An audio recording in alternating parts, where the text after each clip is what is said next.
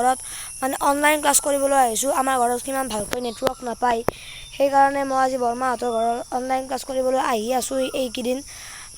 আৰু আজি আমাৰ ক্লাছ আছিল ইংৰাজী আৰু গণিত। তাৰপিছত আমাৰ ইংৰাজীটো হৈ গ'ল, এতিয়া আছে আমাৰ গণিতৰ ক্লাছটো হয় নে নহয় বা এতিয়াও আমি গম পোৱা নাই। আপোনালোকে অলপ সাৱধানে থাকক। COVID-19টো যদিও কমিছে কিন্তু মৃত্যুৰ হাৰটো বাঢ়িয়ে আছে। তো আপোনালোকে নিজেই সাৱধান হওক আৰু আনক বচাওক।